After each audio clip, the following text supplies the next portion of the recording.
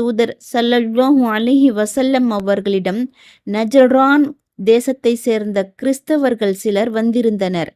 அப்பொழுது யூத மத அறிஞர்கள் அந்த கிறிஸ்தவர்களிடம் வந்தனர்.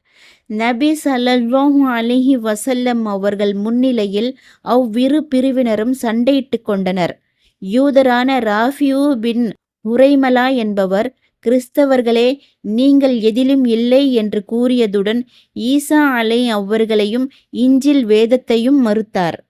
உடனே நஜ்ரானை சேர்ந்த கிறிஸ்தவர்களில் ஒருவர் யூதர்களை நோக்கி, நீங்கள்தான் எதிலும் இல்லை என்று கூறினார். அவர் மூசா அவர்களின் நபித்துவத்தையும் தௌராத் வேதத்தையும் நிராகரித்தார்.